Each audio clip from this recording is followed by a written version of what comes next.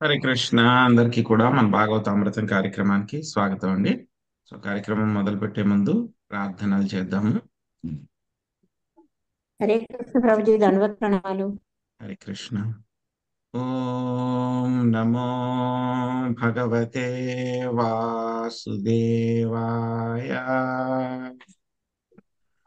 ఓం నమో భగవతే వాసుదేవాయ. ఓం నమో భగవతే వాసుదేవాయ. నారాయణం నమస్కృత్య నరం చైవ నరోత్తమం దేవీం సరస్వతిం వ్యాసం తతో జయముదీరయేత్. శృణ్వతాం సకదా కృష్ణ పుణ్యశ్రవణ కీర్తన హృదయంతస్థో హి అభద్రాణి విదునోతి సహృత్సతా. నష్టప్రాయేషు అభద్రేషు నిత్యం భాగవత సేవయా భగవతే ఉత్తమ శ్లోకే భక్తిర్భవతి నైష్టకే. ఓం అజ్ఞానతిమిరాంధస్య జ్ఞానాంజనాశలాకయా చక్షురున్మిళితం యేన తస్మై శ్రీగురవే నమః. శ్రీచైతన్యమనోభీష్టం స్థాపితం యేన భూతలే స్వయం రూపా కదా మह्यं దదాతి స్వపదాంతికం. వందేహం శ్రీగురు శ్రీయుతాపదకమలం శ్రీగురున్ వైష్ణవాంశ శ్రీరూపం సాగ్రజాతం సగణా రఘునాథాన్వితం తాం సజీవం సాద్వైతం సావధూతం పరిజనా సహితం కృష్ణ చైతన్య దేవం శ్రీరాధా కృష్ణ పాదాం సహగణా లలిత శ్రీ విశాఖాన్వితాంశ హే కృష్ణ కరుణా సింధో దీనబంధో జగత్పతే గోపేశా గోపికా కాంత రాధా కాంత నమోస్తుతే. తప్త కాంచన గౌరాంగీ రాధే వృందావనేశ్వరి వృషభానుసుతే దేవి ప్రణమామి హరిప్రియే. వాంఛాకల్పతరుభ్యశ్చ కృపా సింధుభ్య ఏవ చ పతితానాం పావనేభ్యో వైష్ణవేభ్యో నమో నమః.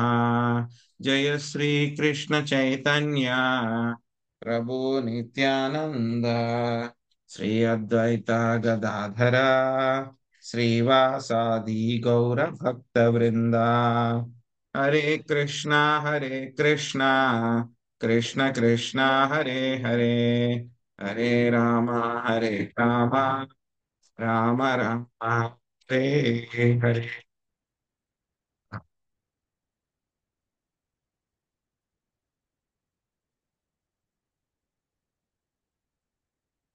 హరే కృష్ణ. ఈరోజు మనము శ్రీమద్ భాగవతము పంచమ స్కందంలో మనము విశ్వరచనము 20వ అధ్యాయము విశ్వరచనము అనేటువంటి దాంట్లో మనం 37వ శ్లోకం నుంచి మనము నేర్చుకోవడానికి ప్రయత్నిద్దాము.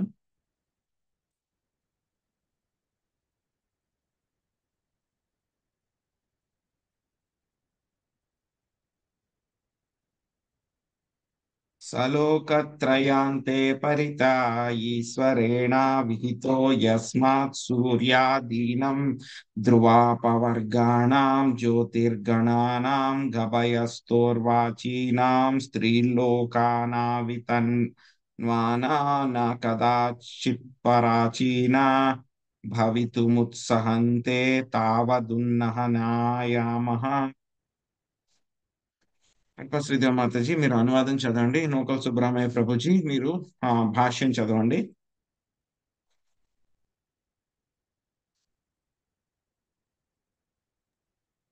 హరే కృష్ణ ప్రభుజీ, దండవత్ ప్రణామాలు. విశ్వమందు సూర్యకిరణములను నియంత్రించుటకై భూర్లోకము, భువర్లోకము, స్వర్గలోకము అనేది 3 లోకములకు ఆవలి సీమగా లోకాలోక పర్వతములు శ్రీకృష్ణ భగవానుని పరమ సంకల్పముచే ఏర్పాటు చేయబడినది. సూర్యమండలము మొదలుకొని ధ్రువలోకము వరకు గల జ్యోతిర్మయ మండలములు ముల్లోకములలో కిరణములను ప్రసరించినను అవి ఆ పర్వత సరిహద్దును దాటిపోవు. ఆ పర్వతము ధ్రువలోకము కన్నాను అత్యంత ఉన్నతమగుట వలన జ్యోతిర్మయ మండలము యొక్క కిరణములను అడ్డగించుచున్నది. ఆ కిరణములు దానిని దాటి ప్రసరింపజాలవు. హరే కృష్ణ ప్రభుజీ. కృష్ణ. హరే కృష్ణ ప్రభుజీ, దండవత్ ప్రణామాలు. హరే కృష్ణ. భాష్యము శ్రీల ప్రభుపాదుల వారికి. లోకత్రయము అని పలికినప్పుడు భూలోకము, భువర్లోకము, స్వర్గలోకము, విశ్వము అనగా విశ్వము ఆ విధముగా విభజింపబడినది. అను లోకములను మనము అన్వయించుట జరుగును. ఈ లోకములకు తూర్పు, పడమర, ఉత్తరము, దక్షిణము, ఈశాన్యము, ఆగ్నేయము, వాయవ్యము, నైరుత్యము అను అష్టదిక్కులు కలవు. సూర్యాది జ్యోతిర్మయ మండలముల కాంతి విశ్వమంతటను సమముగా ప్రసరించుటకు లోకాలోక పర్వతము లోకములన్నింటికి బాహ్య సరిహద్దుగా ఏర్పాటు చేయబడినది. సూర్యకాంతి ఏ విధంగా విశ్వమందలి వివిధ లోకములలో ప్రసరించునది ఈ వివరణము మిగుల శాస్త్రీయముగా ఉన్నది. ఈ విశ్వకలాపములను సుఖదేవ గోస్వామి పెద్దల నుండి వినినట్లుగా పరీక్షితునకు వివరించెను. ఆ జ్ఞానమును అతడు 5000 సంవత్సరముల కిందట వివరించినను అది బహు పురాతన కాలము నుండియే లభ్యమై ఉండేను. తత్కారణముననే సుఖదేవుడు దానిని పరంపరానుగతంగా తెలుసుకొనగలిగాను. పరంపరానుగతముగా గ్రహించేడి కారణముననే ఆ జ్ఞానము పరిపూర్ణమై ఉన్నది. ఇందుకు విరుద్ధముగా నవీన విజ్ఞాన శాస్త్రమునకు కొన్ని వందల సంవత్సరముల చరిత్ర మాత్రమే ఉన్నది. కనుక శ్రీమద్ భాగవతమునందు తెలుపబడిన యథార్థములను నవీన శాస్త్రజ్ఞులు అంగీకరించకపోయినప్పటికీ తమకు ఊహాతీతమైనట్టి బహు పురాతనమగు జ్యోతిశాస్త్ర గణనమును వారెట్లు నిరాకరించగలరు? శ్రీమద్ భాగవతము నుండి ఎన్నో విషయములను తెలుసుకొనవచ్చును. అయినను నవీన శాస్త్రజ్ఞులకు ఇతర లోకములకు గూర్చి గాని ప్రస్తుతము తాము నివసించుచున్నట్టి లోకమును గూర్చి గాని ఏదీను తెలియదు. హరే కృష్ణ. హరే కృష్ణ ప్రభుజీ, దండవత్ ప్రణామాలు. హరే కృష్ణ. Thank you. దండవత్ ప్రణామం. ఏతవాల్లోక విన్యాసో మానలక్షణ సంస్థాభిర్విచింతితః కవిభిః సతు పంచసత్కోటి గణితస్య భూగోళస్య తురీయ భాగోయం లోకాలోకోచలః. మంజుల మాతాజీ మీరు అనువాదం చదవండి. తర్వాత శశికళ మాతాజీ మీరు మొదటి పారాగ్రాఫ్ చదవండి. తర్వాత చంద్ర మాతాజీ మీరు రెండో పారాగ్రాఫ్ చదవండి. హరే కృష్ణ ప్రభుజీ, దండవత్ ప్రణామాలు.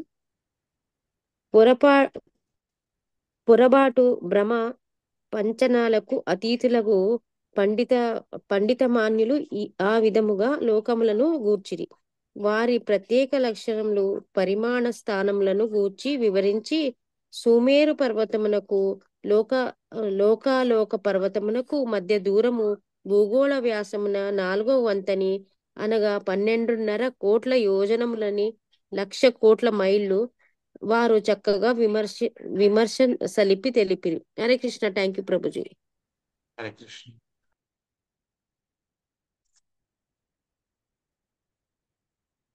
శశికళ మాతాజీ. హరే కృష్ణ ప్రభుజీ, ప్రణామాలు. హరే కృష్ణ. ప్రణామం. భాష్యంపై శిల ప్రపాదుల వారికి జై. లోకాలోక పర్వతం యొక్క స్థానమును గూర్చి, సూర్య గమనమును గూర్చి, సూర్యునికి బ్రహ్మాండం యొక్క అంచునకు గల దూరమును గూర్చి శ్రీల విశ్వనాథ చక్రవర్తి ఠాకూర్లు ఖచ్చితమైన జ్యోతిశాస్త్ర సమాచారము అయినను జ్యోతిర్వేదముచే ఒసగబడిన గణనలను అనువదించే కష్టము కనుక పాఠకుని సంతృప్తి కొరకు శ్రీల విశ్వనాథ చక్రవర్తి ఠాకూర్లు ఒసగిన మూల సంస్కృత వచనమునే ఇచ్చట వసూచున్నాను. విశ్వగణను గూర్చి పూర్తి సమాచారము ఇది వసగలదు. ధన్యవాదాలు ప్రభుజీ. హరే కృష్ణ. హరే కృష్ణ. హరే కృష్ణ ప్రభుజీ. హరే కృష్ణ. ప్రభుజీ నెక్స్ట్ చదువుతా ప్రభుజీ. ఓకే మాతాజీ. లక్ష్మీదేవి మాతాజీ చదవండి మీరు. హరే కృష్ణ ప్రభుజీ. దండవత్ ప్రణామాలు.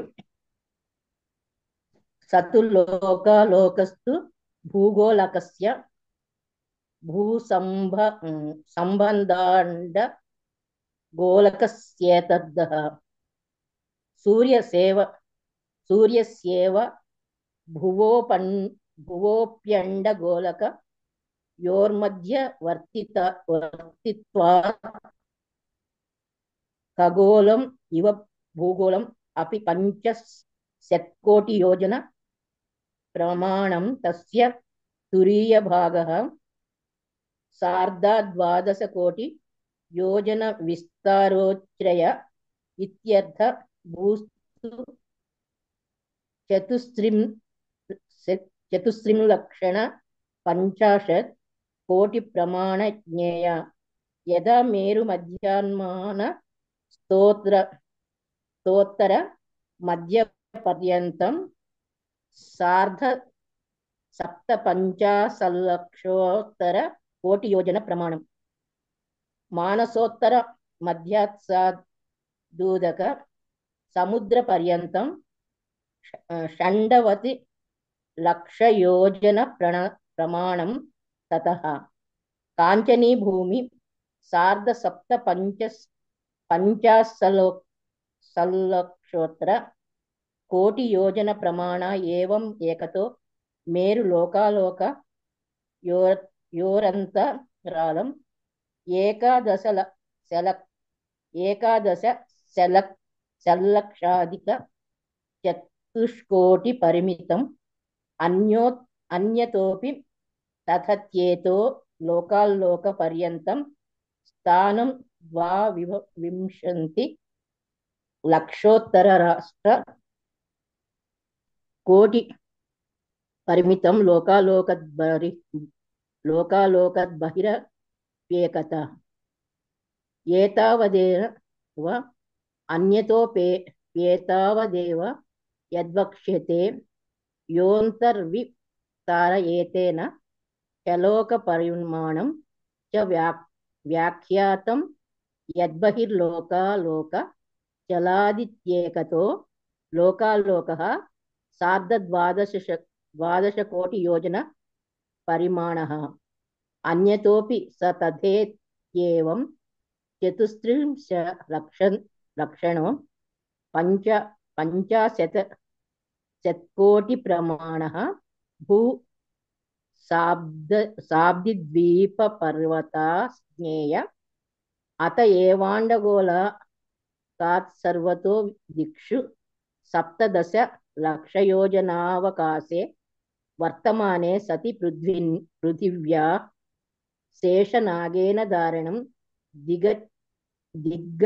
దిగ్గజైశ్చ నిశ్చలీకరణం సార్థకం భవేదన్యథా తు వ్యాఖ్యాంతరే 50,00,000,000 ప్రమాణత్వాదండ గోళకలగ్నత్వే తత్సర్వం అకించితర్కం స్యాత్ చాక్షుషే మన్వంతరే చాకస్మాత్ మజ్జనం శ్రీవరహాదేవేనోత్తాపనం చ దుర్ఘటం స్యాదిత్యధికం వివేచనీయం. హరే కృష్ణ ప్రభుజీ. కృష్ణ మాతాజీ. సో మనము ఈ యొక్క భూమండలం గురించి, ఆ తర్వాత ఈ యొక్క పర్వతాల గురించి కూడా మనము తెలుసుకుంటూ ఉన్నాము.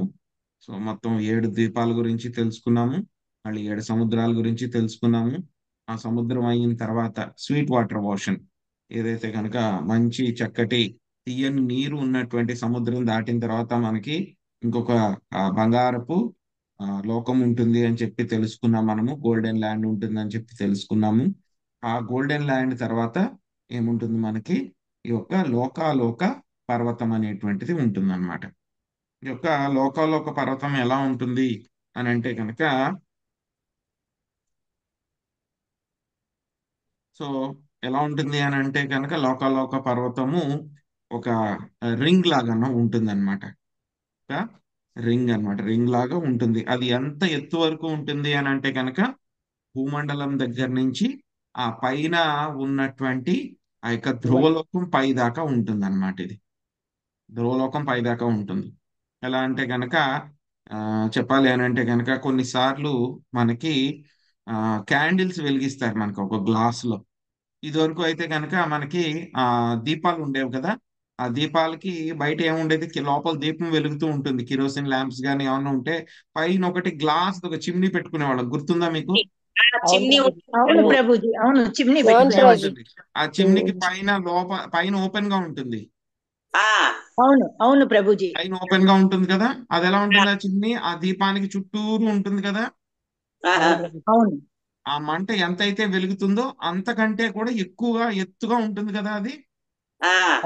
అవును ప్రభుజీ. అవును సేమ్ అలాగే ఈ లోకాలోక పర్వతం కూడా ఆ యొక్క మధ్యలో యొక్క భూమండల, జంబూ ద్వీప, మౌంట్ సుమేరు ఇవన్నీ కూడా ఉన్నాయన్నమాట. ఆ దీపానికి చిమ్నీ ఎలా అయితే ఉందో ఆ చిమ్నీ లాగే అది కూడా ఉంటుంది అనమాట. పైన ఓపెనింగ్ ఎంత హైట్ ఉంటుంది అంటే కనుక ధ్రువ ప్లానెట్ కన్నా ఇంకొంచెం పైన ఉంటుంది. ధ్రువ ప్లానెట్ కన్నా పైన ఉంటుంది, కానీ మహర్లోకానికి కింద ఉంటుంది అనమాట. మామూలుగా మన చిమ్నీ అయితే కనుక ఎలా ఉంటుంది? ట్రాన్స్పరెంట్ గా ఉంటుంది గ్లాస్. దాంట్లోంచి వెలుతురు అంతా కూడా బయటకు వస్తుంది కదా మనకి. అవును సో అది బాగా మసిపట్టేసింది అనుకోండి, ఒకసారి ఏమవుతుంది, మనకి వెలుతురు బయటకు వస్తుందా? కనిపించదు. అది తీసి మనం తుడిచి మళ్ళీ పెట్టుకునే వాళ్ళం. ఇది వరకు గుర్తుందా లేదా? అవును అవును ప్రభుజీ. అవును సో కానీ ఆ కానీ ఏంటంటే కనుక ఈ లోకాలోక పర్వతం ఏంటంటే కనుక ఎప్పుడు అది బ్లాక్ చేసేస్తుంది, వెలుతురు బయటికి రాదు. వెలుతురు బయటికి రాదు, కానీ వెలుతురు లోపల ఉంటుందా లేదా దీపం వెలుగుతున్నప్పుడు? ఉంటుంది ఉంటుంది ఉంటుంది ప్రభుజీ. ప్రభుజీ. కానీ బయటికి రాదు, అంతే కదా. అంతే సో అలాగే సూర్యుడు మిగతా నక్షత్రాల వెలుగు ఏదైతే ఉందో అదంతా కూడా మొత్తం లోపల మాత్రమే ఉండిపోతుంది. ఈ లోకాలోక పర్వతం దాటి బయటికి రాదు. జీవులందరూ కూడా ఎక్కడ ఉంటారు? లోపల ఉంటారు. లోక ప్రజలు ఉండేటువంటిది. దానికి బయట ఎంత ఉంటుంది? బయట ఎవ్వరు ఉండరు, ఇంకా ఆలోక ఎవ్వరు ఉండరు, లోకంలో ఎవ్వరు ఉండరు. అందుకే దాన్ని ఏమన్నారు? లోకాలోక పర్వతము అని చెప్పారు. సూర్యుడు దే పర్వతం మీద తిరుగుతూ ఉంటాడు. నిన్న చెప్పుకున్నాం కదా, మనుషులు దాకి ఆయన ఒక పర్వతం మీద తిరుగుతారు అని చెప్పి చెప్పుకున్నాను నిన్న. ఏ పర్వతం మీద తిరుగుతారు ఆయన? సుమేరు కాదు. సుమేరు పర్వతం మధ్యలో ఉంటుంది.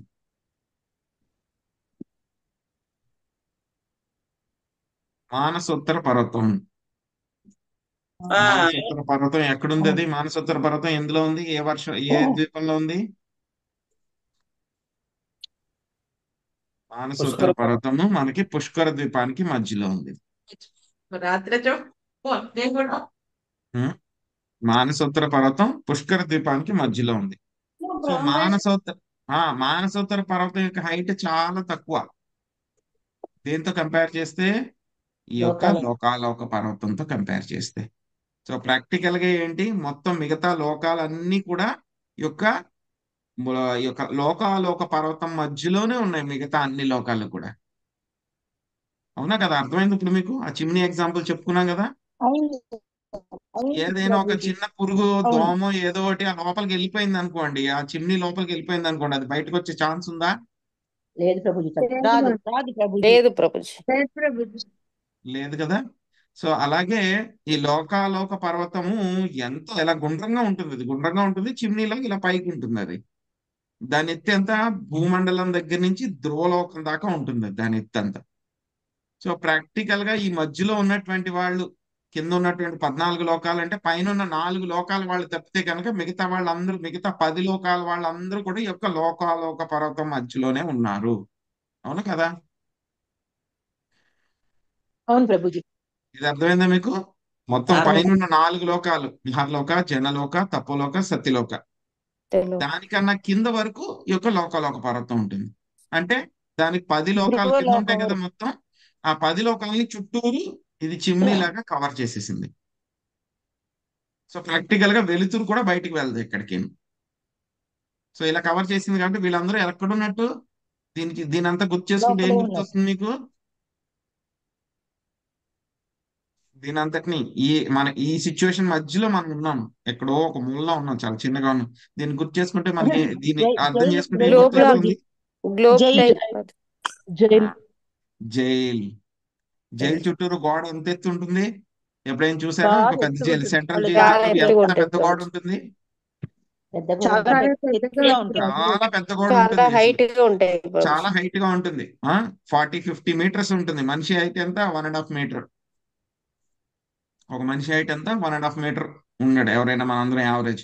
ఆ జైలు గోడ ఎంత ఉంటుంది హైట్? 40-50 మీటర్స్ ఉంటుంది. అలాగే జీవులందరూ కూడా ఎక్కడున్నారు? ఈ జైలు. లోక పర్వతం లోపలే. లోపలనే జైల్లో ఉన్నారు అందరూ. ఈ జైలు ఎంత పెద్దది? చాలా చాలా పెద్దది. పెద్దది. చాలా చాలా పెద్దది. అందుకే నేను ఒకసారి చెప్పాను, మీకు గుర్తుందా? మనం అందరం కూడా జైల్లో ఉన్నాము అని చెప్పేసి భగవద్గీతలో కూడా చెప్పేది అంతా ఒక జైలు అని అవును, చెప్పాను. అవును. ఇప్పుడు దుర్గాదేవి అర్థమైందా మీకు దుర్గా జైలు ఎందుకు ఇది జైలు ఎందుకు? ఇప్పుడు అర్థమైందా మీకు? అర్థమైంది ప్రభుజీ. మనం ఆ జైలు అదే గోడ దగ్గర లోపల కూడా నుంచి వెళ్ళలేం బయటకు మనం. రాలేరు అందుకే. ఆ జైలు గోడ దగ్గర కూడా అవును వెళ్ళలేం మనం. ఆ చిమ్నీ దాటి దాంట్లో ఒక దోమ చీమ వెళ్ళిపోయింది అనుకోండి, అది బయటికి రాగలదా? అది రాలేదు. అలాగే మనం కూడా దీని లోపల పెట్టబడ్డాం, ఇది దాటి బయటికి రాలేము. కావాలంటే కనుక ఈ 10 లోకాల్లో పైకి కిందకి తిరుగుతాం అంతే. ఎలా లోపలికి వచ్చాం అలా బయటకు వెళ్ళొచ్చు కదా ప్రభుజీ. బయటికి వెళ్ళొచ్చు. అది డెలివరెన్స్ అయినప్పుడు మాత్రమే వెళ్ళొచ్చు. ఆ జైలర్ డోర్ ఓపెన్ చేస్తే కనుక మాత్రమే మనం కింద నుంచి బయటికి వెళ్ళగలం. జైలర్ డోర్ ఓపెన్ చేయకపోతే మనం వెళ్ళలేం, లోపలే ఉండాలి. సో అలాగా మాయాదేవి ఇన్ఛార్జ్ అన్నమాట ఈ జైలుకి. దుర్గాదేవి. ఆవిడ జైలు ఓపెన్ చేస్తే, డోర్ ఓపెన్ చేస్తే మనం బయటికి వెళ్దాం. అందుకే శ్రీకృష్ణ భగవానుడు ఏమన్నారు భగవద్గీతలో? మయాధ్యక్షేణ ప్రకృతి సూయతే సచరాచరం. సో మొత్తం ఇక ఆ నా ఆధ్వర్యంలోనే మాయ అంతా కూడా నడుస్తూ ఉంది. సో ఎవ్వరు కూడా దీన్ని దాటి వెళ్ళడం అనేటువంటిది చాలా చాలా కష్టము. సో ఇంత పెద్ద జైల్లో పెట్టారు కృష్ణ మనల్ని. ఏదో చిన్న జైలు కాదు మనం ఉంటా, భయంకరమైన జైలు. ఆ జైలు గోడల దగ్గరికి వెళ్ళాలంటే కూడా మనకి టైం సరిపోదు. రాకెట్ వేసుకుని వెళ్ళినా సరే మనం ఆ గోడ దగ్గరికి కూడా వెళ్ళాం, మన జీవితకాలం సరిపోదు. అంత పెద్ద జైలు కూడా. ఓకే. సో ఈ గోడ ఉంది. ఈ గోడ పైన మళ్ళీ మనకి తినే లోకాలోక పర్వతం అన్నారు. ఈ లోకాలోక పర్వతం యొక్క విడ్త్ ఎంత వరకు ఉంటుంది? మౌంట్ సుమేరు దగ్గర నుంచి ఈ యొక్క లోకాలోక పర్వతం వరకు మొత్తం ఎంత డిస్టెన్స్ ఉంది అని చెప్పి మనకి ఇక్కడ చెప్పడం జరిగింది. 2వ శ్లోకంలో చెప్పారనమాట మనకి. సో కిరణాలు, దాని తర్వాత కిరణాలు ఏం వెళ్ళవు. సో ఇక లోకాలోక పర్వతానికి మొత్తం 4వ వంతు ఉంటుంది అనమాట. మొత్తం ఇక భూగోళం ఉంటుంది కదా, ఆ భూగోళానికి మొత్తం వ్యాసం, వ్యాసం అంటే కనుక డయామీటర్. ఆ డయామీటర్ లో మనకి మౌంట్ సుమేరు మనకి మధ్యలో ఉంది కదా భూమండలానికి, అక్కడి నుంచి ఈ యొక్క లోకాలోక పర్వతం వరకు ఎంత ఉంది మనకి? టోటల్ వ్యాసంలో మనకి 4వ వంతు ఉంది. అంటే కనుక ఏంటి దాని అర్థం? దీని యొక్క వ్యాసం ఎంత ఉంది అని అంటే కనుక మొత్తం భూమండల యొక్క వ్యాసంలో ఇది సగం ఉంది అని అర్థం. సో దాని డైమెన్షన్స్ ఇక్కడ మనకి చెప్పారనమాట. సో అవన్నీ కూడా మనకు వచ్చినాయి ఇక్కడ. సో కొంతమంది ఏంటంటే కనుక ఇదంతా కూడా నమ్మరు, కానీ ఏంటంటే కనుక ఇట్ ఈస్ ఏ ఫ్యాక్ట్. దీన్ని ప్రాక్టికల్ గా మనం ప్రూవ్ చేయాలంటే కనుక మనకి వెళ్ళలేం అనమాట. ఎందుకంటే కనుక ప్రభుజీ 4వ వంతు అంటున్నారు. 4వ వంతు అంటే సగమే వస్తుందంటారా? 4వ వంతు 1/4. అదేంటి? అదే radius 1/4 of the total diameter. అంటే దాని డయామీటర్ ఎంత అయింది?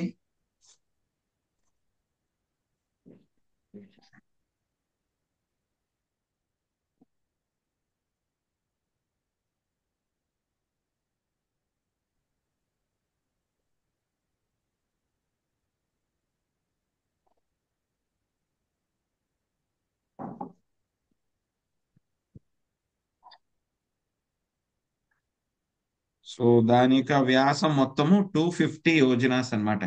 ఈ యొక్క లోకాలోక పర్వతం యొక్క విడ్త్ ఎంత ఉంటుంది అంటే కనుక 82 మిలియన్ యోజనాస్ అన్నమాట. సో మొత్తం భూమండలం యొక్క డయామీటర్ డయామీటర్ మొత్తం 500 మిలియన్ యోజనాస్. సో అందులో రేడియస్ అంటే కనుక ఒక 250 million yojanas. So mount Sumeru దగ్గర నుంచి ఈ యొక్క పర్వతం వరకు ఉన్నటువంటిది ఏమిటి అని అంటే కనుక దట్ ఈస్ 125 మిలియన్ యోజనాస్. ఒక వర్షం. సో 125 మళ్ళీ ఇటేపు ఉంటుంది కాబట్టి టోటల్ డయామీటర్ అయితే కనుక దీనికి 250 million 120 250 million yojanas. 125 plus 125. 125 plus 120, ఎందుకంటే వన్ సైడ్ చెప్పాం కదా, ఒక సెంటర్ నుంచి వన్ సైడ్ డిస్టెన్స్ అయితే అవునవును. 125. సో కాబట్టి మళ్ళీ సెంటర్ నుంచి ఇంకో వైపు కూడా 125 ఉంటుంది కాబట్టి ఆ రెండు యాడ్ చేసి 250. 250 కరెక్ట్ సెంటర్ నుంచి కరెక్ట్ ప్రభుజీ. లోకాలోక వరకు 125, లోకాలోక నుంచి ఆలోక వర్షం 125. Okay correct. సో మళ్ళీ ఇక లోకాలోక పర్వతం నుంచి మన విశ్వానికి డయామీటర్ ఉంటుంది కదా ఎడ్జ్, దాని వరకు మళ్ళీ ఇంకొక 125 ఉంటుంది. 4 పార్ట్స్ మొత్తం. సెంటర్ నుంచి లోకాలోక పర్వతం వరకు 125, మళ్ళీ లోకాలోక పర్వతం నుంచి విశ్వం డయామీటర్ వరకు లాస్ట్ విశ్వం యొక్క పొరలు ఉంటాయి కదా అక్కడ దాకా, పొరలు కొంచెం ముందు దాకా 125. మళ్ళీ ఇటేపు ఎలా ఉందో మళ్ళీ ఇటేపు కూడా అలాగే ఉంటుంది కదా, ఇటేపు నుంచి మళ్ళీ ఇటు 125, మళ్ళీ ఇటు 125. మొత్తం 4 125 500. సో ఒక 125 అటేపు నుంచి తీసేస్తే కనుక మధ్యలో ఒక 250 దీని డయామీటర్. కరెక్ట్ గా సెంటర్ లో ఉంది అనమాట, విశ్వానికి సెంటర్ లో ఉంది లోకాలోక మౌంటైన్. ఆలోక వర్షం వచ్చిన తదుపరిష్టాచ్చ తశ్రుష్వ సాస్వాత్మయోనినాఖిల జగద్గురునాధి నివేసి తాయే ద్విరదపతయ ఋషభః పుష్కరో చూడో వామనో పరాజిత ఇతి సకల లోక స్థితి హేతవా. చంద్రమాతజీ చదవండి. హరే కృష్ణ ప్రభుజీ. దండోపాధ్యాయులు. లోకాలోక పర్వతం పైన అఖిల జగద్గురు అగు బ్రహ్మచే పలు దిక్కుల యందు స్థాపించబడిన 4 ఉత్తమ గజములు కలవు. ఋషభము, పుష్కర చూడము, వామనము, అపరాజితము అన్నవి వాని నామములు. విశ్వమందు వివిధ లోకపాలనను వాని బాధ్యత. హరే కృష్ణ ప్రభుజీ. Thank you. హరే కృష్ణ.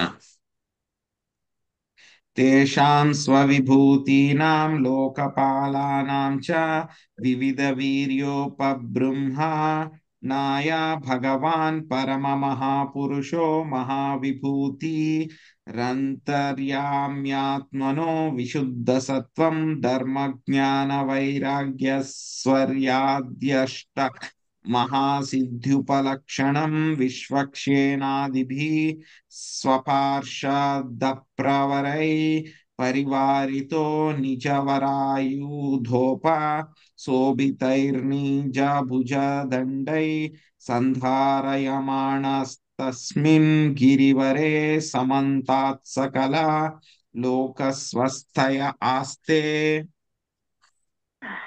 శాంతకుమారి మాత చదవండి అనువాదం.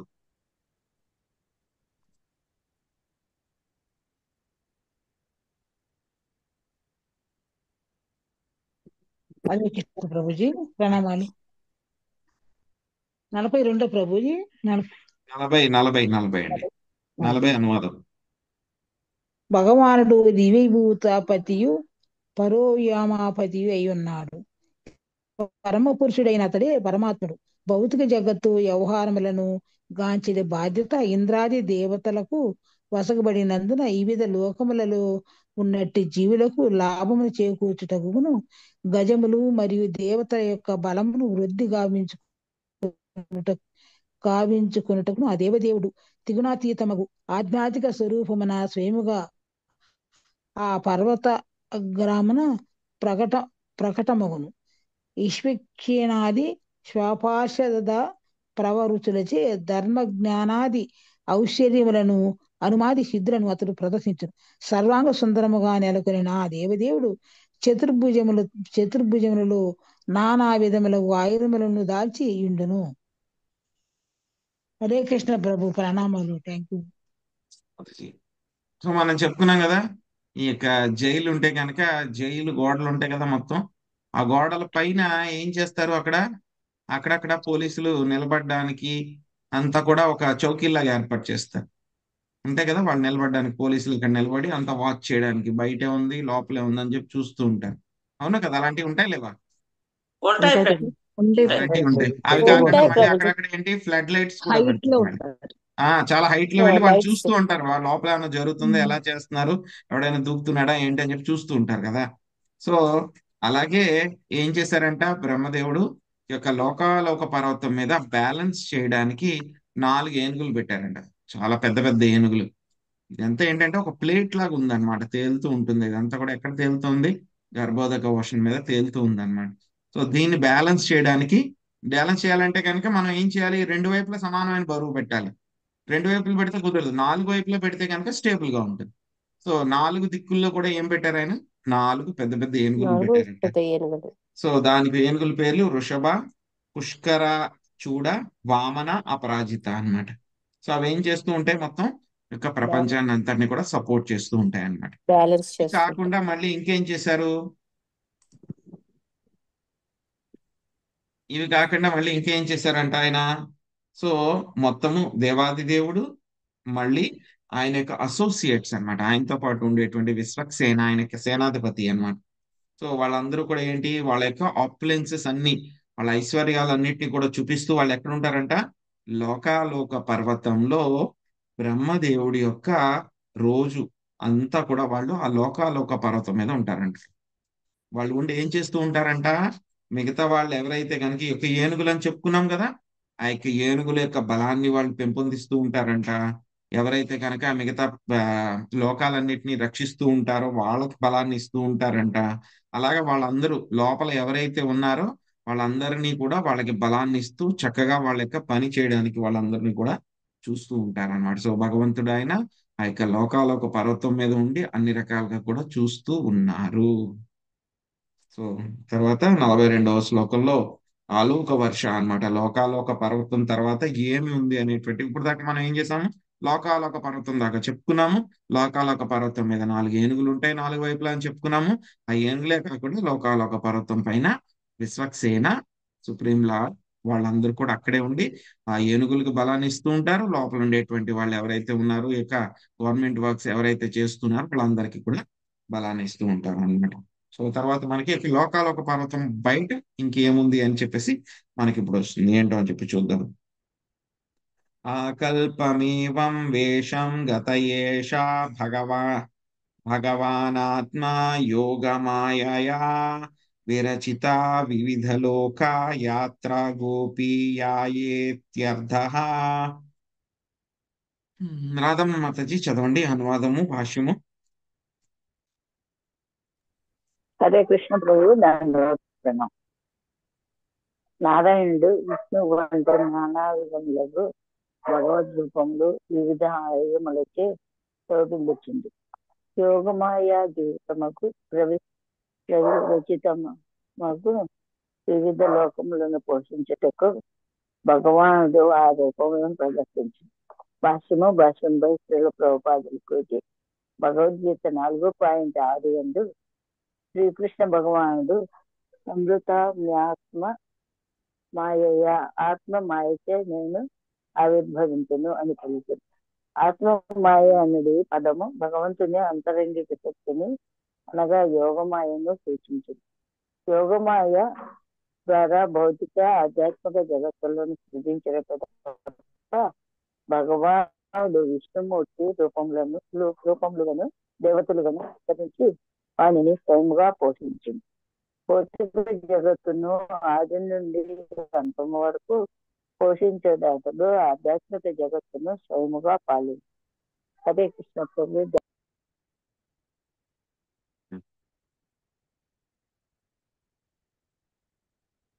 యోంతర్విస్తారయేతేన యలోక పరిమాణాం చ వ్యాఖ్యాతం లోకాచలాత్ తతః పరస్తాద్యోగేశ్వరగతి విశుద్ధాముదాహరంతి. మహాలక్ష్మి కొత్త ప్రభావతి మాతచ్చి మీరు అనువాదం చదవండి 42.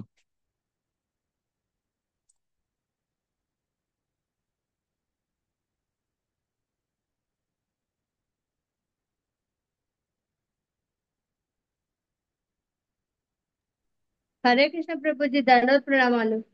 కృష్ణ. రాజా, లోకాలోక పర్వతము బయటనున్న ఆలోక వర్షము పర్వత వైశాల్యముతో సమానమగు వైశాల్యమును అనగా 12.5 కోట్ల యోజనములు కలిగి ఉన్నది. ఆ లోక వర్షమునకు అవననే ముముక్షువులు వాంఛించటి స్థానం ఉన్నది. ఆ స్థానము గుణాతీతమైనందున పవిత్రమై ఉన్నది. బ్రాహ్మణ తనయులను వెనుకకు తెచ్చుటకు శ్రీకృష్ణుడు అర్జునుని ఈ ప్రాంతము గుండా తీసుకొని పోయెను. హరే కృష్ణ మాతాజీ, ధన్యవాదాలు ప్రభుజీ. అండమధ్య గతః సూర్యద్వావా భూమ్యోర్యదరంతం సూర్యాండగోళయోర్मध्ये కోట్యస్యుః పంచవింశతిః. మహాలక్ష్మి మాతాజీ భాష్యం అనువాదం చదవండి.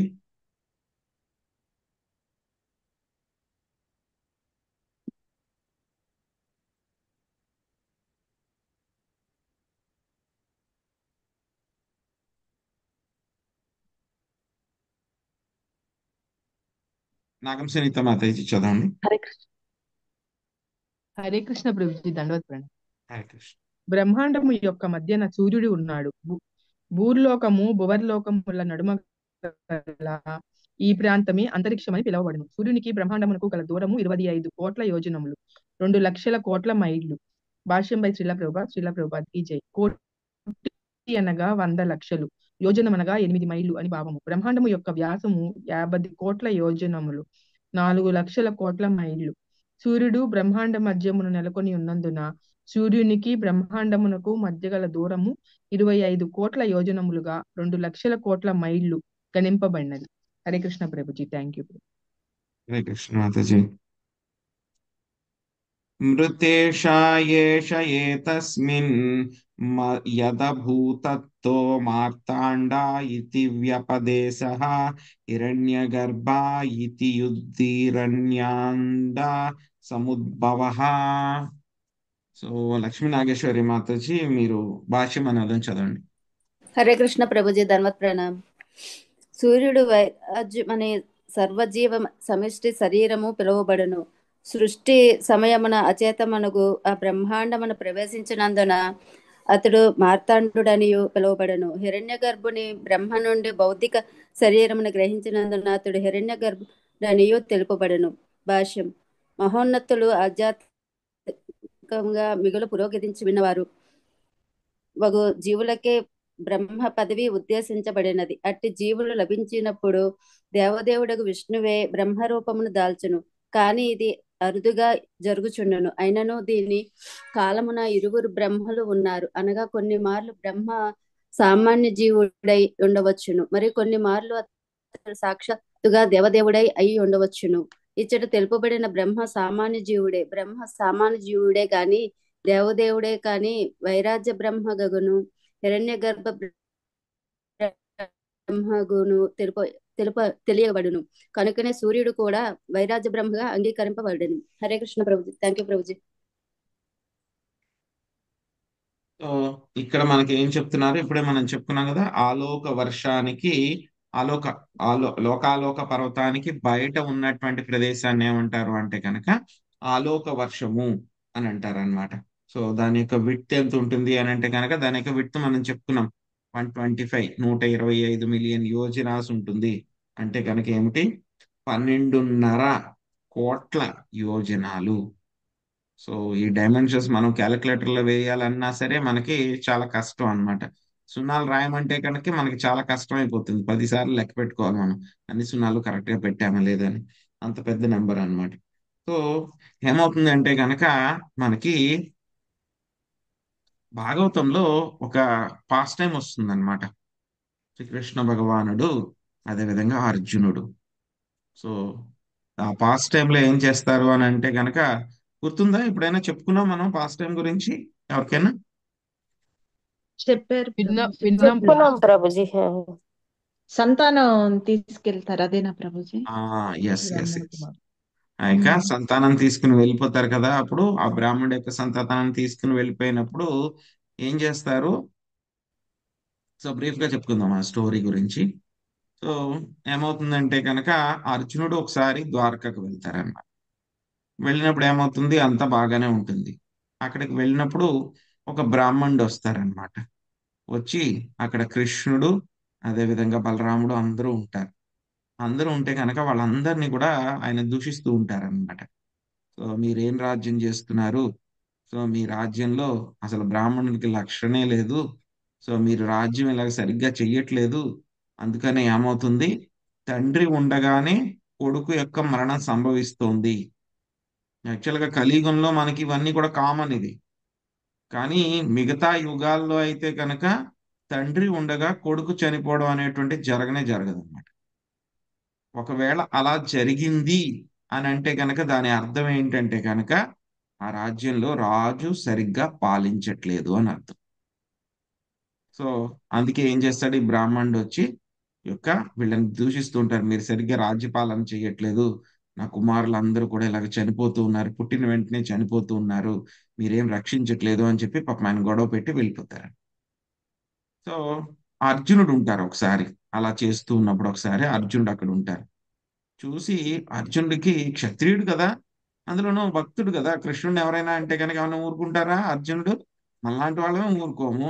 అలాంటిది అంత పరాక్రమవంతుడు అర్జునుడు ఊరుకుంటాడు? ఆయన ఊరుకోడు.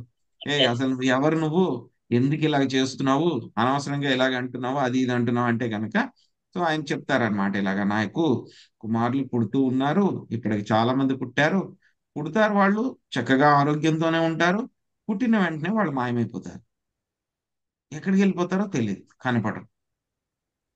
సో ఏంటి అంటే కనుక సో ఆయన చెప్తారు. చెప్పిన తర్వాత మరి కృష్ణుడు ఏమీ చేయలేదంటే, నేను ప్రతిసారి వచ్చి చెప్తూ ఉన్నాను, కృష్ణుడును అదేవిధంగా బలరాముడు కూడా వీళ్ళెవరు కూడా ఏమీ చేయట్లేదు నాకు అని చెప్తారు. సో అయితే కనుక నేను ఈసారి నిన్ను రక్షిస్తాను, ఈ పిల్లవాడు ఎక్కడికి వెళ్ళినా సరే, స్వర్గానికి వెళ్ళినా ఎక్కడికి వెళ్ళినా సరే ఆ పిల్లవాడిని నేను తీసుకొస్తాను, నీకు రక్షణగా ఉంటాను. సో మీ భార్య ఎప్పుడు డెలివరీ అవుతుందో చెప్పండి, ఆ టైంకి నేను వచ్చి అక్కడ ఉండి మిమ్మల్ని రక్షిస్తాను. ఒకవేళ కనుక నేను రక్షించలేకపోతే కనుక నేను చనిపోతాను, ప్రాయప్రవేశం చేసుకుంటాను, ఆత్మహత్య చేసుకుంటానని చెప్పి చెప్తారు. చెప్పిన తర్వాత ఏమవుతుంది, కరెక్ట్ గా బ్రాహ్మణుడు మళ్ళీ చెప్తారనమాట వచ్చి అర్జునుడు అందుకోసం అక్కడే ఉండిపోతారు, ద్వారకాలోనే ఉండిపోతారు అనమాట, వెళ్ళకుండా. సో కరెక్ట్ గా ఆ బ్రాహ్మణుడి యొక్క భార్య ఇక పురుడు పోసుకునేటువంటి సమయానికి వచ్చి చెప్తారు. చెప్తే కనుక అర్జునుడు ముందుగానే వెళ్తారనమాట. వెళ్ళి అక్కడ ఆ యొక్క పురుడు పోసుకునే ప్రసూతి గృహం ఉంటుంది కదా, దానికి మొత్తం చుట్టూరు పైన కింద అన్ని చోట్ల కూడా మొత్తం బాణాలతో ఫుల్ గా ప్రొటెక్ట్ చేసేస్తారనమాట. బాణాలు వేసేస్తారు మొత్తం. అందులోకి ఒక చీమ కూడా లోపలికి వెళ్ళాలన్నా సరే కుదరదు, అంతలాగా ఆయన బాణాలతోటి మొత్తం అంతా ప్రొటెక్ట్ చేసేస్తారు.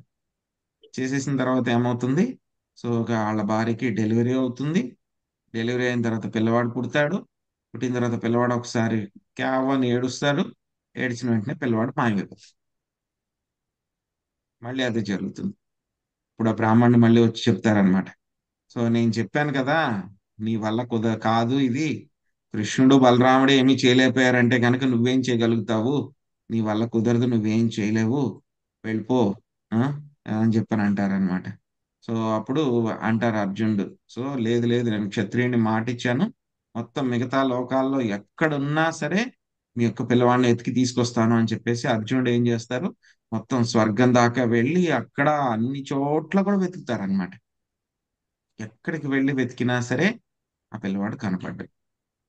కనపడకపోతే కనుక ఆయనకు వచ్చి బ్రాహ్మణుడి దగ్గరికి వచ్చి నాకు కనపడలేదండి సారీ అని చెప్తారు. అయితే కనుక మరి ఇంకేం చేస్తాం అని అంటే, లేదులే నేను ఆత్మహత్య చేసుకుంటాను అని చెప్పేసి అక్కడే ఒక బాణంతో ఒక ఫైర్ వేసి అందులో దూకడానికి సిద్ధమైపోతారు.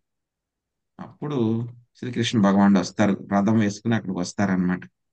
సో ఆ రథం వేసుకుని అక్కడికి వచ్చిన తర్వాత ఏమవుతుంది, అక్కడికి వస్తారు, అర్జున ఏం చేస్తున్నావు నువ్వు, ఆగు ఆగు ఆగు, ఆత్మహత్య చేసుకోవద్దు అని చెప్తారు. లేదు లేదు బావా, నేను ఇలాగ రక్షిస్తానని చెప్పాను, నేను రక్షించడంలో నేను ఫెయిల్ అయిపోయాను. ఆ,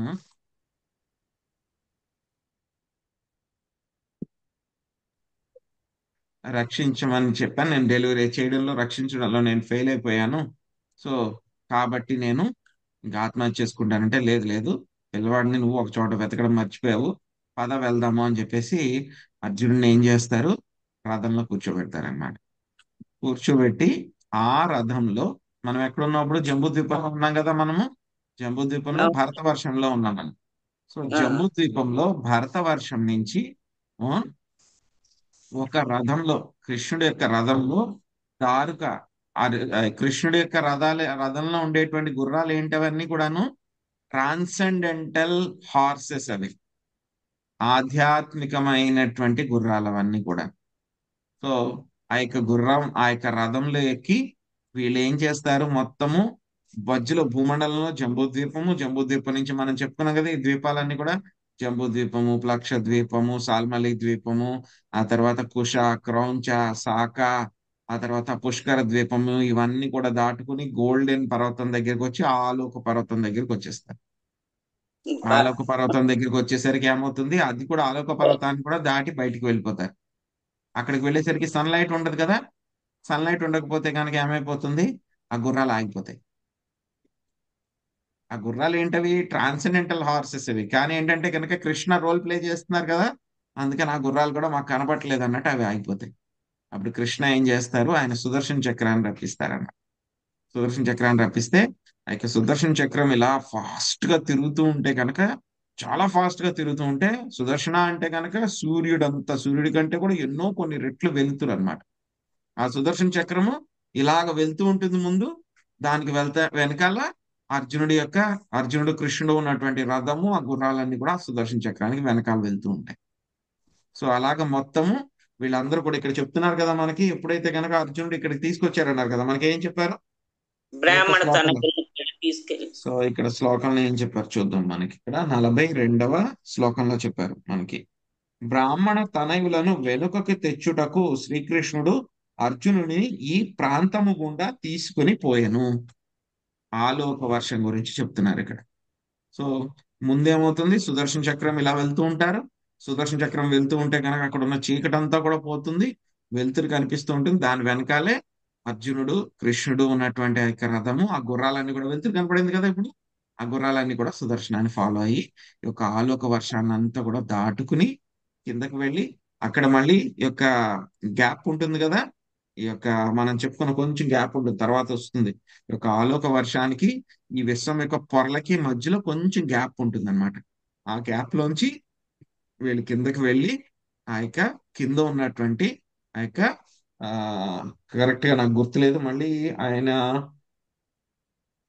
రేపు మనం చూద్దాం ఒకసారి దాని గురించి కరెక్ట్ గా చెప్పుకుందాం. ఇక విశ్వం యొక్క పొరలను కూడా దాటుకుని వెళ్తారు వాళ్ళు. వెళ్ళి ఆయన కారణోదక సాయి విష్ణు దగ్గరికి వెళ్తారు అనుకుంటున్నాను నేను. సో రైట్ ఉండదు, ఆలోక వర్షం వచ్చేసరికి రైట్ ఉండదు. ఆలోక వర్షాన్ని దాటిన తర్వాత ఏముంటాయి, మళ్ళీ విశ్వానికి పొరలు ఉంటాయి, ఉల్లిపాయ పొరలు అని చెప్పి చెప్పుకున్నాం కదా మనం. సో అక్కడ మనకి ఏమున్నాయి, మొత్తము భూమి, నీరు, గాలి, ఆకాశము, మనసు, బుద్ధి, ఇవన్నీ కూడా పొరలు ఉన్నాయి కదా, వాటినన్నిటినీ కూడా చీల్చుకుని ఈ యొక్క రథం బయటికి వెళ్ళిపోతుంది. విశ్వం ఉంది కదా, ఒక విశ్వం ఉంది కదా, ఈ యొక్క విశ్వం నుంచి బయటికి వెళ్ళిపోతుంది. మనం ఉన్నటువంటి విశ్వం నుంచి బయటికి వెళ్ళిపోతే అక్కడ ఏముంటుంది, మొత్తం అంతా కూడాను ఈ యొక్క ఏముంటుంది, మొత్తం మిగతా విశ్వాలన్నీ కూడా ఉంటాయి అక్కడ. సో మెనీ విశ్వాస్ అన్ని కూడా బాల్స్ కింద అన్ని కూడా ఉంటాయి. కారణ సముద్రం, ఆ కారణ సముద్రంలోకి వెళ్ళి కారణోదక సాయి విష్ణువు దగ్గరికి వెళ్ళి కారణోదక సాయి విష్ణు యొక్క భవనంలోకి వెళ్తారు. అక్కడ కారణోదక సాయి విష్ణువుకి మనం అనుకుంటూ కారణోదక సాయి విష్ణు కారణజనంలో శయనించారు అంటే కనుక ఆయన ఒక్కైనా ఉండరు, ఆయనకి సేవలు చేసేవాడు 3 మంది ఉంటారు అక్కడ. కారణోదక సాయి విష్ణు అది కూడా ఒక వైకుంఠం లాగా అందరూ ఉంటారు అక్కడ. సో అక్కడికి ఎవరు వెళ్తారు, కృష్ణుడు అర్జునుడు ఇద్దరు వెళ్తారు. వెళ్ళిన తర్వాత ఇద్దరు కూడా కారణోదక సాయి విష్ణువుకి నమస్కరిస్తారనమాట. సో అప్పుడు కారణోదక సాయి విష్ణు చెప్తారనమాట, ఈ పిల్లలందరినీ కూడా దొంగిలించి తీసుకొచ్చింది నేనే తీసుకుని వచ్చాను. ఎందుకంటే కనుక కృష్ణుడు ఉండగా ద్వారకలోంచి ఈ విధంగా బ్రాహ్మణుడి యొక్క కుమారుల్ని తీసుకురావడము అనేటువంటిది ఇంపాసిబుల్, ఎవరు కూడా చేయలేరు ఆ పని. ఎవరు చేయగలిగారు, ఆయన మహావిష్ణువు, కారణోదక సాయి విష్ణువు ఆయన తీసుకుని వచ్చేసారనమాట. సో ఎందుకు తీసుకుని వచ్చారు అని అంటే కనుక ఆయన అక్కడ రీజన్ కూడా చెప్తారనమాట. ఏంటంటే కనుక కృష్ణుడు ఎంతో అందంగా ఉంటారనమాట. ఆయన ఎంత అందము అంటే కనుక ఆయన అవతారి, మిగతావన్నీ కూడా అవతారాలు. కృష్ణుడు ఎంత అందంగా ఉంటారు అంటే కనుక ఆ విష్ణుమూర్తులు కూడా అన్నమాట, వాళ్ళందరూ కూడా స్వాంశాలే కదా విష్ణుమూర్తులు, వాళ్ళు కూడా అనుకుంటారనమాట కృష్ణుడిని చూడాలి, కృష్ణుడు చాలా అందంగా ఉంటారు అని చెప్పి. కారణోదక సాయి విష్ణువుకి ఆ కోరిక కలిగింది అనమాట, కృష్ణుడిని చూడాలి, నేనున్నటువంటి ఒక విశ్వంలో ఆయన లీలలు అన్ని కూడా జరుగుతూ ఉంటాయి. ఆయన లీలలు చేస్తూ ఉన్నారు ఇప్పుడు ప్రస్తుతము. సో కాబట్టి ఆయన చూడాలి అని చెప్పి ఆయన అనుకుంటారనమాట. సో అనుకున్న తర్వాత అందులోనూ ఎవరు అర్జునుడు అంటే ఎవరు ఆయన నారా కృష్ణుడు ఎవరు నారాయణ. సో నారాయణులు ఇద్దరు కూడా మీ ఇద్దరిని కూడా నేను చూడాలి అని చెప్పి కోరుకున్నాను. అందుకని చెప్పి ఈ పిల్లలందరినీ కూడా నేను దొంగిలించి తీసుకుని వచ్చాను. నేను తీసుకుని వెళ్ళండి, వీళ్ళందరూ ఇక్కడే ఉన్నారని చెప్పేసి వాళ్ళ అదృష్టవంతులు చూడండి. ఇప్పటిదాకా కర్ణాటక విష్ణు దగ్గర ఉన్నారు వాళ్ళందరూ కూడా. వాళ్ళందరినీ కూడా అర్జునుడికి ఆ తర్వాత కృష్ణుడికి ఇస్తారనమాట. ఇస్తే కనుక మళ్ళీ అదే రథంలో కూర్చోబెట్టుకుని ఇందాక ఎలా అయితే వచ్చారో మళ్ళీ మళ్ళీ ఏ విశ్వంలో అయితే ఉన్నారో ఆ విశ్వంలో మళ్ళీ ఆ పొరలన్నీ కూడా దాటుకుని మళ్ళీ ఆలోక వర్షాన్ని దాటుకుని మళ్ళీ లోకాలోక పర్వతాన్ని దాటుకుని మళ్ళీ లోపలికి వచ్చి జంబూ ద్వీప భరత వర్షానికి మళ్ళీ భరత వర్షంలో మళ్ళీ భరతఖండంలో ఆ యొక్క ఆ ద్వారకాలకు వచ్చి మళ్ళీ ఆ బ్రాహ్మణుడికి ఆ పిల్లలు ఒక పిల్లవాడిని నేను రక్షిస్తానని చెప్పాను, కానీ నీకు అంతకుముందు చనిపోయిన పిల్లలందరినీ కూడా నీకు వెనక్కి తీసుకుని వచ్చాను అని చెప్పేసి ఏం చేస్తారు, వాళ్ళందరినీ కూడా అర్జునుడు ఆ బ్రాహ్మణుడికి ఇస్తారనమాట. ఆ బ్రాహ్మణుడు ఏం చేస్తారు, అర్జునుడికి నమస్కరిస్తారనమాట. సో ఇది ఒక పాస్ టైం అనమాట. ఇది మనకి భాగవతంలో మనకి చివరిలో వస్తుంది. కృష్ణ బుక్ లో కూడా చివరిలో ఉంటుంది అనమాట, లాస్ట్ చాప్టర్స్ లో ఉంటుంది ఇది. సో అక్కడ ఇంకా చాలా క్లారిటీగా చెప్తారు ఏ లోకాలను దాటారు, ఎంత డైమెన్షన్ ఉంది, అక్కడ ఉన్న విశేషాలు ఏమిటి, ఇవన్నీ కూడా మనకి ఇంకా చాలా డీటెయిల్ డిస్క్రిప్షన్ వస్తుంది. మనం దశమ స్కందానికి వెళ్తే కనుక ఇది ఇంచుమించు 11వ స్కందంలో వస్తుంది అనమాట. సో ఉద్ధవ గీత ఇవన్నీ కూడా పూర్తయిన తర్వాత దశమ స్కందం చివరి దశమ స్కందంలో వేద స్థుతి దగ్గర వస్తుంది అనమాట. 11వ స్కందం మళ్ళీ ఉద్ధవ గీత వస్తుంది. సో దశమ స్కందంలో వేద స్థుతి దగ్గర వస్తుంది అనమాట ఇది. సో ఆ పాస్ట్ టైం ఏదైతే కనుక జరిగిందో దాన్ని ఇక్కడ లింక్ చేసి చెప్తున్నారు అనమాట. బ్రాహ్మణ తనయులను వెనకకి తెచ్చుటకు శ్రీకృష్ణుడు అర్జునుని ఈ ప్రాంతము గుండా తీసుకుని వెళ్ళారు. అక్కడికి కాదు, ఆ ప్రాంతం గుండా, ఆ ప్రాంతం ద్వారా వాళ్ళు పాస్ అయ్యారు అని చెప్పి చెప్తున్నారు. ఈ ప్రాంతం ఏంటంటే కనుక ప్రకృతి త్రిగుణాల ప్రభావం ఉండదంటే ఇక్కడ. సో సో ప్రకృతి త్రిగుణాలు ఉండేటువంటి ప్రభావం ఉండదు, చాలా పరమ పవిత్రమై ఉంటుంది ఈ యొక్క ప్రదేశం అని చెప్పి చెప్తున్నారు అనమాట. సో ఆ తర్వాత మళ్ళీ మనకి ఏం చెప్తారు, మనకి ఇక 43వ శ్లోకం నుంచి 46వ శ్లోకం వరకు కూడా మళ్ళీ ఈ యొక్క సూర్యుడి యొక్క గొప్పతనం గురించి చెప్తున్నారు. సో మనం 2 శ్లోకాలు చదువుకున్నాం, జస్ట్ దాని గురించి బ్రీఫ్ గా చెప్పుకుని మనము ముందుకు వెళ్దాం. సో హరే కృష్ణ ప్రభుజీ. హరే కృష్ణ. ముముక్షువులు అంటే ఎవరు ప్రభుజీ? ముముక్షువులు ఎక్కడొచ్చిందండి? దీనిలోనే ప్రభుజీ, ఇదే 42వ భాష్యంలో అనువాదంలో ఆలోక వర్షంలో కావాలనే ముముక్షువులు వాంఛించే స్థానం ఉన్నది. సో ఎవరైతే కనుక ఈ యొక్క భౌతిక ప్రపంచం నుంచి ముక్తి కావాలి అని కోరుకుంటారో వాళ్ళు ఆలోక వర్షానికి వెళ్ళాలి అని కోరుకుంటారు. ఎందుకంటే కనుక అక్కడ ప్రకృతి త్రిగుణాల యొక్క ప్రభావం ఏమీ లేకుండా పవిత్రంగా ఉంటుంది కాబట్టి.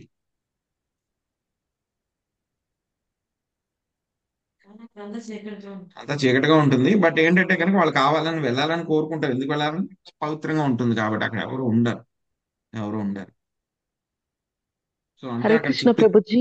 హరే కృష్ణ ప్రభుజీ, కార్నో సాయి విష్ణునే వెళ్ళొచ్చు కదా ప్రభుజీ ద్వారకా, వీళ్ళు ఇట్లా చేయకుండా. పాస్ట్ టైం ఆయన కావాలంటే కనుక అక్కడికి వెళ్ళి చూడొచ్చు, కానీ వాళ్ళని ఇక్కడికి రప్పించుకుని చూడాలని ఆయన ప్లాన్. ఇప్పుడు మనం పక్క వర్షాల ఆయన గురించి ద్వారకా వచ్చి తీసుకుని వెళ్ళారని కాదు, అక్కడి నుంచే మాయతోటి అక్కడి నుంచి మాయ చేసి ఉండొచ్చు కదా. ద్వారకా వచ్చి తీసుకుని వెళ్ళలేదు ఆయన. రీజన్ కృష్ణుని చూడాలని, నరనారాయణ చూడాలని. నరనారాయణ కింద కృష్ణుడిని అర్జున్ని చూడాలని. ఆయన ఏం కావాలి, ఆయన ఏం ద్వారకాకి వచ్చి తీసుకుని వెళ్ళలేదు మనలాగా ఎవరినైనా తెచ్చుకోవాలంటే. ఇక్కడి నుంచే ఉండి ఆయన మాయం చేస్తారు అంతే. అవును ప్రభుజీ, అవును అంతే. ఆయన చూడాలి కాబట్టి అలాగ రప్పించుకున్నారు ఆయన. అది పాస్ట్ టైం ఆయన లీలలో. సో అక్కడ ప్రభుజీ, మనం ఇప్పుడు ఇలా పక్క వర్షాల గురించి, పక్క ద్వీపాల గురించి మాట్లాడుకున్నట్టే వాళ్ళు మన దాని గురించి కూడా చెప్పుకుంటారు. భరత చెప్పుకున్నాం కదా మనం, దేవతలందరూ కూడా కీర్తిస్తూ ఉంటారు భరత వర్షం గురించి అని చెప్పేసి మనం చెప్పుకున్నాం కదా. ఇక్కడ ఏ పని చేసినా సరే తక్కువ సమయంలోనే ఎక్కువ రిజల్ట్ వస్తుంది అని చెప్పేసి. మళ్ళీ ఇప్పుడు ఆ లోకాలోక పర్వతాల హైట్ లోనే జంబూ ద్వీపం కూడా ఉంటుందా ప్రభుజీ? అది ఇంకా జంబూ తక్కువే ద్వీపం ఉంటుందా? చాలా కింద ఉంటుంది. జంబూ ద్వీపం చాలా కింద ఉంటుంది. ఏ లోకం వరకు ఉండొచ్చు? జంబూ ద్వీపము జస్ట్ ఇది మనకి మనకి ఆ యొక్క మనం భూమి మనకి ఇది ఉంటుంది కదండి. ఒక విశ్వంలో ఏమవుతుంది అంటే కనుక సగం దాకా మనకి గర్భోదక సముద్రంతో నిండిపోతుంది. సో గర్భోదక సముద్రం నుంచి మనం చెప్పుకున్నాం కదా స్టార్టింగ్ లోను, ఏమవుతుంది, గర్భోదక సాయి విష్ణువు యొక్క నాభి నుంచి ఒక కమలం వస్తుంది అని చెప్పి చెప్పుకున్నాం. ఆ యొక్క కమలం యొక్క తూడులోంచి బ్రహ్మదేవుడు వస్తారు. ఆయన తర్వాత ఏం చేస్తారు, మనము రెండవ స్కందంలో మూడవ స్కందంలో మనం నేర్చుకున్నాం కదా. ఆ కమలాన్ని ఆయన ఏం చేస్తారు, మొత్తము డిఫరెంట్ మొత్తం 3 భాగాల కింద విభజిస్తారు ఫస్ట్. ఆ తర్వాత మళ్ళీ దాన్ని ఏం చేస్తారు, 14 విభాగాల కింద చేస్తారని. సో 3 భాగాల కింద యాక్చువల్గా ఏంటంటే కనుక ఈ యొక్క గర్భోదక సముద్రం నుంచి భూమి చాలా తక్కువ హైట్ లో ఉంది. గర్భోదక సముద్రం ఎక్కడ దాకా ఉంటుంది, మన యొక్క బాల్ లో సగం వరకు ఉంటుంది. ఈ భూమి అనేటువంటిది గర్భోదక సముద్రానికి టోటల్ వైశాల్యం 500 మిలియన్ యోజనాస్ అని చెప్పుకున్నాం కదా. గర్భోదక సముద్రం నుంచి పైన ఉన్నటువంటి పొరలు లోపల దాకా మనకి 250 మిలియన్ యోజనాస్ అంటే 25 కోట్ల యోజనాలు ఉంటుంది దాంట్లో. కానీ మన యొక్క భూమండలం అయితే కనుక గర్భోదక సముద్రం నుంచి చాలా తక్కువ హైట్ లో ఉంది. ఎగ్జాక్ట్ గా మెషర్మెంట్ లేదు, చూడాలి. చాలా తక్కువ హైట్ లో ఉంటుంది. సో ఈ యొక్క లోకాలోక పర్వతం ఉంటుంది కదా, దానిది రేడియస్ ఇక్కడ ఇవ్వలేదు. వెర్టికల్ స్ట్రక్చర్ గురించి చెప్పినప్పుడు వస్తుంది మనకి మళ్ళీ. So moments of the sun వస్తుంది కదా, అప్పుడు దాంట్లో మనకు వస్తుంది అనమాట వెర్టికల్ స్ట్రక్చర్. ఇప్పుడు మనం హారిజాంటల్ గా తెలుసుకున్నాం, మనం హారిజాంటల్ ప్లేన్ లో ఎలా ఉంటాయని చెప్పి తెలుసుకున్నాం. డిస్క్ లాగా తెలుసుకున్నాం మనం. సో ఇంకోటి ఏంటంటే కనుక ఈ యొక్క భూమండలం కూడా ఎలా ఉంది అని అంటే కనుక భూమండలం ఫ్లాట్ గా లేదు. ఈ వర్షాలు మొత్తం ఏడు మనం చెప్పుకున్నాం కదా, 7 మనకి ద్వీపాలని చెప్పుకున్నాం కదా, అవన్నీ కూడా మనకి ఒకే హైట్ లో లేవు. అన్ని కూడా వెర్టికల్ గా చూస్తే అన్ని ఒక హైట్ లో లేవు. మేరు పర్వతం బాగా ఎక్కువ హైట్ లో ఉంటుంది, జంబూ ద్వీపం ఎక్కువ హైట్ లో ఉంటుంది, ఆ తర్వాత మళ్ళీ వచ్చేటువంటి ప్లక్ష ద్వీపం తక్కువ హైట్ లో ఉంటుంది. దానికన్నా కొంచెం తక్కువ యొక్క సాల్మలి ద్వీపం ఉంటుంది. దానికన్నా తక్కువ హైట్ లో మళ్ళీ కుష, క్రౌంచ, శాఖ, పుష్కర, ఇవన్నీ కూడా తక్కువ హైట్ లో అలా వరుసగా ఉంటాయి అన్నమాట. తక్కువ హైట్స్ లో ఉంటాయి అన్నమాట. సో ఎలాగా చెప్పాలి అని అంటే కనుక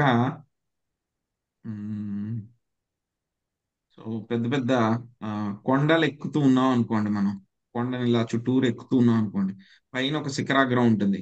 ఆ కొండకి పక్కన ఉండేటువంటి చిన్నవన్నీ కూడా తగ్గుతూ ఉంటాయి కదా హైట్, అలాగుంటాయి అన్నమాట ఇవన్నీ కూడా. సో దాని డయాగ్రామ్ ఒకసారి తర్వాత చూద్దాం రేపు. సో అలాగుంటాయి అన్నమాట అవి. అలాగ హైట్ తగ్గుతూ వస్తాయి అన్నమాట ఇవన్నీ. సో కానీ ఏంటి, ఈ మధ్య ఈ లోకాలోక పర్వతం మాత్రం వెర్టికల్ స్ట్రక్చర్ లో చాలా హైట్ గా ఉంటుంది. అది ఎక్కడ దాకా ఉంటుంది, పైన ధ్రువలోకం దాకా. మనకి ఆకాశంలో కనిపిస్తూ ఉంటాయి కదా, మనకి ధ్రువ నక్షత్రం కనబడుతుంది మనకి. అదే విధంగా సప్తర్షి మండలం అన్నమాట, 7 స్టార్స్ కనబడతాయి మనకి ఆకాశంలో. అవును ప్రభుజీ, అవును ప్రభుజీ. సప్తర్షులు 7 చుక్కలు కనబడతాయి మనకి. ఈ మధ్యన అయితే కనుక సిటీల్లో ఉన్న మనకి చూడలేదు. అరుంధతి స్టార్ ని చూపిస్తారు కదా, అరుంధతి స్టార్స్ అని ఇంకా కింద ఉంటాయి అవన్నీ కింద ఉంటాయి. సప్తర్షి మండలానికి కింద ఉంటాయి. ఇంకా ధ్రువ నక్షత్రం కింద సప్తర్షి మండలానికి కింద మళ్ళీ ఈ యొక్క మిగతా నక్షత్రాలన్నీ కూడా ఉంటాయి అన్నమాట. కాన్స్టలేషన్, రాసులు, ఈ నక్షత్రాలు ఇవన్నీ కూడా ఉంటాయి. దానికి కింద మళ్ళీ మూన్, చంద్రుడు ఉంటారు, మళ్ళీ రాహువు, కేతువు, మళ్ళీ బృహస్పతి, వీళ్ళందరూ కూడా ఉంటారు. దానికి కిందే అందరూ ఉంటారు. ఇవన్నీ కూడా తిరుగుతూ ఉంటాయి అన్నమాట. క్లాక్ వైజ్ డైరెక్షన్ లో వస్తాయి. ఇవన్నీ కూడా వచ్చే అధ్యాయంలో మూమెంట్స్ ఆఫ్ ద సన్ లో ఇవన్నీ కూడా వస్తాయి మనకి. నెక్స్ట్ వచ్చే అధ్యాయం అదే టైం వీల్ గురించి, సూర్యుడు ఏ విధంగా తిరుగుతున్నాడు అవన్నీ కూడా వస్తారు. సో ఇక్కడ ఏంటంటే కనుక మూమెంట్స్ ఆఫ్ ద సన్ చెప్పడం కన్నా ముందు సూర్యుడు యొక్క గొప్పతనం గురించి చెప్పారు. సో మనం అయితే చదువుకున్నాము. సో ఇంకా టైం అయిపోయింది, మనం రేపు కంటిన్యూ చేద్దాం గ్లోరీస్ ఆఫ్ ద సన్ 43వ శ్లోకం నుంచి మళ్ళీ. హరే కృష్ణ. ఓకే ప్రభుజీ, థాంక్స్, ప్రణామాలు. హరే కృష్ణ. హరే కృష్ణ. హరే కృష్ణ ప్రభుజీ. ప్రణామాలు ప్రభుజీ, ఇందాక మనం లోకాలోక పర్వతాలకి పైన అంతా ఇంకా మొత్తం క్లోజ్ అయిపోయింది, అంతా చీకటిగా ఉంటది అని అన్నారు కదా. ఇది మొత్తం ఒక బ్రహ్మాండానికి సంబంధించినది మాత్రమే, అంతే కదా ప్రభుజీ? ఈ బ్రహ్మాండంలో ఆ లోక పర్వతంకి చివరన అంటే పైన ఆకాశంలో ఉండే నక్షత్రాలు అవన్నీ అక్కడ వరకే ఉంటాయి. మళ్ళీ చెప్పండి. మళ్ళీ బయటకు వచ్చిన తర్వాత ఆకాశం ఉండదా, నక్షత్రాలు అలాంటివి ఏమి ఉండవా అక్కడ? నక్షత్రాలు ఏమి ఉండవు. ఇంకా ఈ యొక్క శూన్యంగా విశ్వం, ఉంటది ఒక విశ్వం అయితే కనుక దానికి ఇంకేం మొత్తం ఉండవు. పొరలు ఉంటాయని చెప్పి చెప్పుకున్నాం కదా, 7 పొరలు ఉంటాయని చెప్పి చెప్పుకున్నాం. ఆ పొరల బయట మళ్ళీ 7 ఆకాశం పొరలు నక్షత్రాలు ఉంటాయి. ఏమి ఉండవు. మళ్ళీ అదంతా స్పేస్ ఉంటుంది. ఓ మళ్ళీ విశ్వాలు మాత్రమే ఉంటాయి. అదంతా కారణం జలం మాత్రమే ఉంటుంది, శూన్యంగా ఉంటుంది. ఇవన్నీ దాటి బయటికి వెళ్ళాలంటే అమ్మో కనుక, ఆధ్యాత్మిక ప్రపంచానికి వెళ్ళాలంటే కనుక మన వల్ల అవుతుందా? అవదు ప్రభుజీ. ఇవన్నీ అసలు ముందర భగవంతుని యొక్క శక్తుల గురించి తెలుసుకోవడానికే చాలా ఉన్నాయి. ఒక్కొక్కళ్ళు చూడండి, ఈ 4 ఏనుగులు బ్యాలెన్స్ చేస్తా, మళ్ళీ ఆ ఏనుగులకి బలాన్ని ఇస్తా, మళ్ళీ ఒక 4 భగవంతుని యొక్క శక్తుల గురించి తెలుసుకోవడానికే జీవితం సరిపోయేటట్లేదు ప్రభుజీ. ఎంత బాగుందో విశ్వం. అందుకే కృష్ణుడు ఒక్క ఏం చెప్పారు? బ్రహ్మాండం గురించే మనకి ఆ, ఇంత. సో అందుకే ఈ మాయను దాటడం అనేటువంటిది చాలా చాలా కష్టం అని ఎందుకు చెప్పారు అనేటువంటిది ఇప్పుడు అర్థం అవుతుందా? అవును, ఇప్పుడు అర్థం అవుతుంది రోజు. నిజమే. ఆ సో పదం ఒకసారి అంత పెద్ద ముందులో వినడానికి చాలా చిన్నదిగా ఉంది. ఆ, ఇప్పుడు సబ్జెక్ట్ లోకి వెళ్లే కొద్దీ ఆ పదం యొక్క బరువు తెలుస్తుంది. బరువు తెలుస్తుంది. ఇంత పెద్ద దానిలోంచి ఎప్పుడు అసలు వెళ్ళగలమా మనం అని కూడా అనిపిస్తుంది. భయం కూడా వేస్తుంది. వేస్తుంది అని అంతే. ఇంకా ఓకే. హరే కృష్ణ ప్రభుజీ. హరే కృష్ణ. యోజనం అంటే కిలోమీటర్లో అప్రాక్సిమేట్ గా ఎంత ఉంటుంది ఒక యోజనం అంటే 13 కిలోమీటర్లు ప్రభుజీ.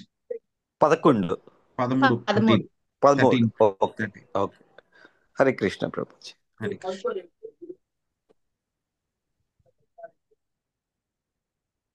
ప్రభుజీ 8 మైళ్ళు అంటే 13 కిలోమీటర్ల. 8 మైళ్ళు 13 కిలోమీటర్. 1 కిలోమీటర్ అంటే కనుక ఇంచుమించు 1.6 మైల్స్ దాకా వస్తుంది. 1 మైల్ అంటే కనుక 1.6 కిలోమీటర్స్ దాకా ఉంటుంది. 1.2 అనుకుంటున్నాను. 1.2 ఒక నిమిషం. 1.63. సో 1.63 ఇంటూ 8 యోజనాస్ అంటే కనుక 13.04 కిలోమీటర్స్ 1 యోజన అంటే కనుక. ఒక యోజనం అంటే కనుక 8 మైళ్ళు. 1 మైలు అంటే కనుక 1.63 కిలోమీటర్స్. దాన్ని మల్టిప్లై చేస్తే కనుక కరెక్ట్ గా 13.04 కిలోమీటర్స్ ఒక యోజనం.